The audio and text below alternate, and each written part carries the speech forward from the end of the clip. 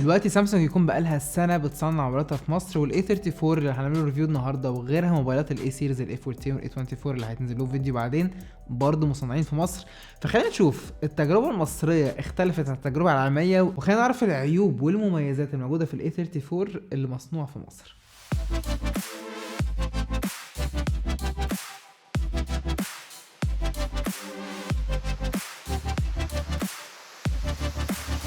اهلا وسهلا بكم. لكم التكنولوجيا مؤخرا الفلاج شيبس غليت، فكره انك تشتري الاس 23 الترا ولا الاس 23 بقى الموضوع مش سهل زي زمان. ومؤخرا اجهزه الميد رينج بقت محترمه جدا، محترمه لدرجه ان انا دلوقتي لو شفت الموبايل ده من ورا ممكن ما اعرفش افرق بينه ومن الاس 23 العادي مش الالترا، بل وكمان لما تقلب الموبايل على وشه وتستخدمه شويه انت ممكن تاخد شويه عقبال ما تكتشف ان ده الاي 34. فخلينا نعرف التفاصيل ونبداها بالديزاين. الموبايل ده بيجي باربع الوان، منهم اللون الرئيسي اللي بيجي في الاس 23 وهو اللايم، اللون الاخضر الليموني ده. الموبايل مصنوع من البلاستيك من الجناب ومن الظهر عامه معمول مط كده بيلم بصمات خفيفه، ولكن شكله قايم قوي عن معظم موبايلات الفئه دي. وبالرغم من الفريم بتاع الموبايل هو كيرفد من كل الجهات، بس ماسكته فيها حته كده هارش. انت اغلب الظن هتشتري كفر كده ولكن ماسكه الموبايل من غير كفر بتحس بالادجز دي في ايدك عشان هي الادجز بارزه سنه من الظهر، بس اللي هتحس بيه وتنبسط بيه فعلا هي الهابتيك انجن او الفايبريشن الموجود في الموبايل ده. سامسونج اخذت الفايبريشن اللي موجود في الالترا وفي الاس لاين وحطيته هنا في الاي 34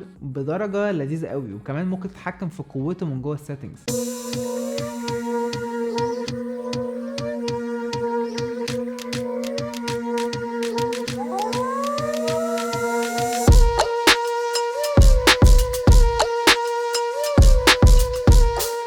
اول ما طلع الموبايل من البوكس اللي هو ما فيهوش غير الموبايل وسلك اليو اس بي سي اللي انا كنت عامله سيت اب ومتحمس جدا ان انا اعمل انبوكسنج للموبايل، لقيت ان هو ما فيهوش غير حاجتين دول. تقريبا الموضوع ده بقى طبيعي مع كل الموبايلات دلوقتي سواء هي فلاج شيب او ميد رينج او حتى انتري ليفل. الفايبريشن اول ما تستخدم الموبايل هتلاقيه قليل شويه، لكن لو دخلت من سيتنجز هابتيك تاتش بعد كده عندك اوبشن انك تزوده في ايه نوعه، انك تزوده في السيتنجز، تزوده في المكالمات، تزوده في الحاجات المختلفه.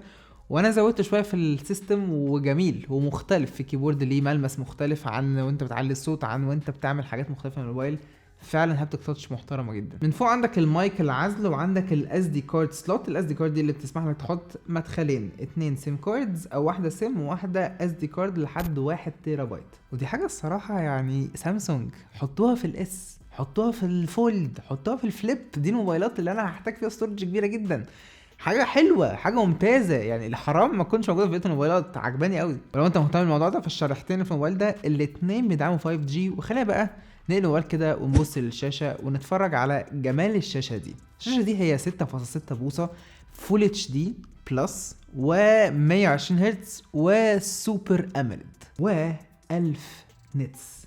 فيها تقنيه الفيجن بوستر لانك لما تروح الشمس او كده الشاشه بتعلي برايتنس بشويه حلوين. الشاشه دي شاشه خرافيه طبعا، يعني ما اقدرش اتكلم كلمه عليها. انا طبعا اكيد هقول نفسي تكون الشاشه دي 2K، ولكن انا مش هنطق. الموبايل ده يا جماعه اقل من 10000 جنيه سعره. انت بتتكلم عن موبايل ب 320 340 دولار. ما ينفعش اصلا في الفئه دي تاخد سوبر اموليد 120 هرتز، يعني الفئه دي من السعر ما بتاخدش الحاجات دي. ففكره انك بتاخد ده و1000 نتس، الشاشه هنا خرافيه، الشاشه هنا ممتازه. الشاشه دي فيها كام حاجه. اول حاجه البصمه اللي جوه الشاشه، اللي بصراحه ما كانتش اسرع بصمه جوه الشاشه في الفئه دي من السعر. هي شغاله كويس، ما بتغلطش خالص تقريبا، بس هي مش سريعه قوي. وفوق خالص في الموبايل في سماعه الاستيريو اللي انت تقريبا مش هتشوفها بعينك، ولكن هتسمع صوت سماعه استيريو عالي قوي في كل الاستخدامات في الموبايل. انتوا ممكن تحسوا ان انا بجري شويه في الموبايل، بس عشان عايز اوصل لحته كده عجباني قوي في استخدام موبايلات سامسونج مؤخرا، وعايز اتكلم على التفاصيل اكتر، وهي الوان يو اي بتاع سامسونج. لان السنه دي احنا عندنا فيتشرز كتيره قوي في الوان يو اي مخليه الاستخدام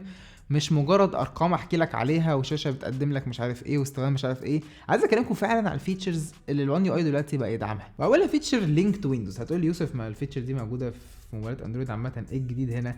هنا الموضوع فيه فيتشرز اكتر كتير عن بقيه اندرويد. هنا انت ممكن توصل موبايلك بالبي سي وتعمل كوبي لتكست في واتساب مثلا على موبايلك وتروح تعمل بيست جوه دوكيمنت.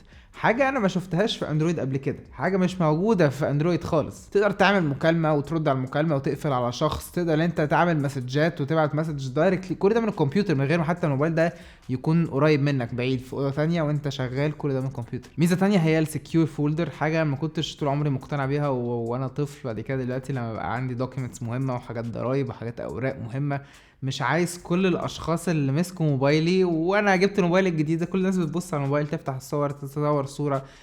ده الطبيعي. فدايما انا عندي حته كده اللي هو انا مش عايز موبايلي يتفتح فيه دوكيومنتس انا مش حابب حد يفتحها. ففكره النوكس الموجوده هنا برايفت ابلكيشنز برايفت فولدرز دي حاجه بصراحه لذيذه قوي. وكمان لذيذه لما تعرف ان دول ماسنجر او اللي هو دول واتساب دول ابلكيشنز يعني ممكن تبقى تعمل مثلا من واتساب 5 ابلكيشنز 5 فيرجنز. ما اعتقدش قوي انك هتحتاج توصل للخمسه غير لو انت شخص غريب الاطوار شويه. ولكن انت ممكن تعمل 2 واتساب بره عادي، 2 واتساب تانيين جوه نوكس، وواحد واتساب بيزنس بره. فانت بقى عندك توتال 5 واتساب على الموبايل انت لو نفسك تعيش الاجواء يعني. غير تقنيات تانية ممكن نقعد نرصها لحد بكره منها الرام بلس، واهم واحده فيهم تقريبا هي السوفت وير بوليسي. الموبايل ده من سامسونج انت بتاخد بيه 5 سنين سكيورتي ابديتس للموبايل و4 سنين سوفت وير ابديتس اندرويد ابديت. فده لو هو اندرويد 13 يعني فانت هجت ابجريد لحد اندرويد 17 فاهم رقم طويل. فدي حاجه صراحه محترمه جدا وهتزود من قيمه الموبايل لما تيجي تبيعه بعدين. هتبيعه بعد سنه سنتين الموبايل ده لسه بيجيله تحديثات فهيبيع بسعر اعلى. البروسيسور اللي بيشغل الموبايل ده مش بروسيسور اكسينوس من سامسونج، ودي حركه غريبه شويه لان متوقع ان سامسونج تستخدم البروسيسور بتاعتها عشان توفر في المصاريف وكده. ولكن هو مستخدمين بروسيسور ميديا تك اسمه دايمنسيتي 1080. البروسيسور ده بروسيسور مش وحش، البروسيسور ده مشغل الشاشه 120 تقريبا في كل الاوضاع. الجيمنج برفورمانس لذيذ. وفي نسختين من الموبايل ده. النسخه اللي نازله لنا مصر هنا هي نسخه 8 و 256 جيجا، ولكن في نسخ تانية من الموبايل نسخه 6 جيجا رامات و128. نصيحتي ليك ان لو انت هتستخدم 120 هرتز هتستخدم الاداء ده ومحتاج البروسيسور ده روح للنسخه 8 لان النسخه 6 هتلاقي الموبايل بطئ معاك بسرعه. تيجي نلعب مع بعض كده لعبتين في السريع ونقعد نتكلم على الاداء. معايا النهارده لعبه اسفلت 9 ومعايا ببجي. تحبوا نبدا بايه؟ ما كان نفتحه عشان اوريكم سرعه البصمه. البصمه مش بتشتغل انت تحط كده لازم تحط وتسيب شويه، بس هي بتشتغل تقريبا 100% من الوقت. عندك تعالى نعلي برايتنس شويه كده عشان نشوف الحلاوه بتاعت الشاشه. بعد كده عندك هنا بقى ايه النظام سريع يعني ما حسيتش باي بطء خالص في استخدام النظام، ودي حاجه كانت فعلا انا انبسطت بيها وانا بستخدم الموبايل ده بقالي كام يوم كده.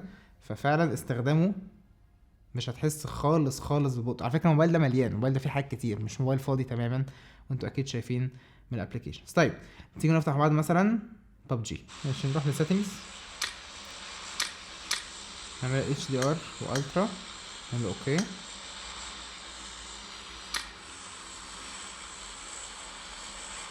لذيذ قوي يعني. تمام.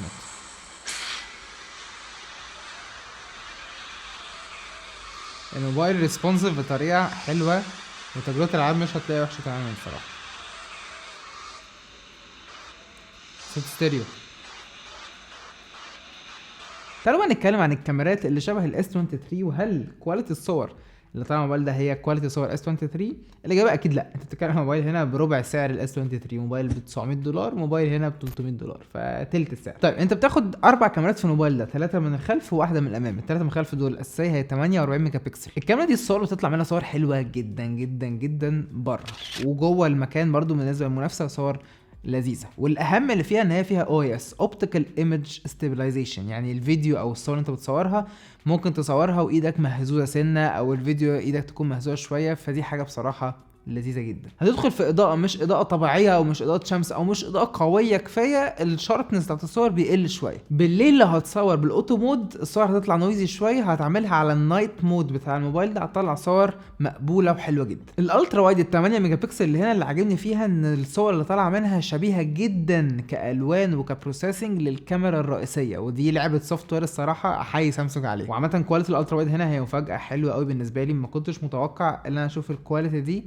من الالترا وايد، متوقع ان اشوف اقل شويه، بس هنا الكاميرا الالترا وايد كاميرا محترمه. وجوه السوفت وير هتلاقي عندك اوبشن ال 0.5x الترا وايد، ال 1x، وهتلاقي اوبشن 2x. هو ال 2x ده انت ما عندكش كاميرا تيلي فوتو، 2x دي هي مجرد كروب في ال 1x اللي هي 48، ولكن ما زالت بتطلع صور حلوه. الكاميرا الثالثه من خلف هي كاميرا 5 ميجا بكسل ماكرو، هتستخدمها مره مرتين وانت لسه شاري موبايل جديد، بعد كده هتنسى اصلا ان الكاميرا دي موجوده وهتكون بتصور صور القريبه بتاعتك بالكاميرا ال 1x عادي، مش هتحتاج انك تفتح مود الماكرو. فالكاميرا الثالثه دي اعتبرها كاميرا يعني ديزاين اكتر ما هي كاميرا هتستخدمها فعلا. على الناحيه الثانيه بقى في الموبايل الكاميرا السيلفي. الكاميرا السيلفي هنا كاميرا 13 ميجا بكسل بتطلع صور الوانها تحفه. واللي عاجبني برضه ان السناب شات فلترز دلوقتي مبنيه جوه النظام نفسه، يعني مبنيه جوه ابلكيشن الكاميرا، ممكن تحط الفلترز بتاعتك. وطبعا عندك اوبشن صور عاديه الحلوه، وعندك اوبشن برضه البورتريت فوتوز في الفرونت كاميرا، والصور اللي طالعه من الكاميرا دي صور عجباني وما عنديش اي كومنتس عليها. بالنسبه للفيديو، احلى وضعيه تصوير في الموبايل ده هي 1080 30 فريم في الثانيه. طب يوسف، ما الموبايل ده بيصور 1080 60 ما بيصور 4K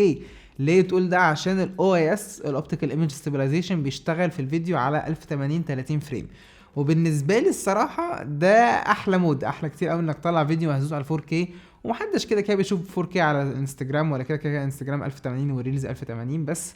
عندك الاوبشن تصور 4K لو تحب، بس المود الاحلى هو 1080 30 فريم او اس. بطاريه الموبايل ده 5000 ملي امبير، والشاحن اللي ما بيجيش جوه العلبه هو شاحن 25 واط. سرعه الشحن بتاعت الموبايل ده 25 واط. السلك بيجي جوه العلبه يو اس بي تايب سي ليو اس بي تايب سي، وتقريبا بيشحن من 15 ل 20% في ربع ساعه، يعني تقريبا تلت البطاريه في نص ساعه. وده رقم عامه مش وحش، ولو انت من الناس اللي بتحط موبايل في الشحن بالليل تصحى تاني يوم الصبح تستخدمه، فالموبايل ده هيكمل معاك اليوم كامل مرتاح. فالبروسيسور هنا ما بيستهلكش زي الاس، البروسيسور هنا موفر اكتر كتير، والبطاريه من النقاط القويه عامه في استخدام الموبايل ده. زي ما قلنا الموبايل ده اندرويد 13 وبيجي بالوان يو اي 5.1، والسامسونج اخدت قرار ان هي هتدي سوفت وير ابديتس للموبايل ده 4 سنين اندرويد ابديتس و5 سنين سكيورتي ابديتس.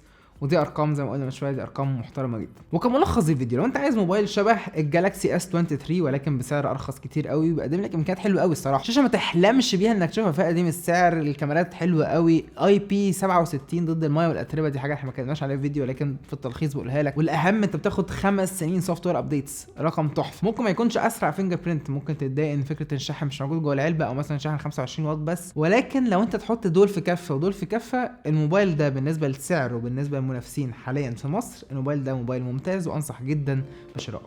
شكرا انك شفت الفيديو، اشوفكم في الفيديو الجاي.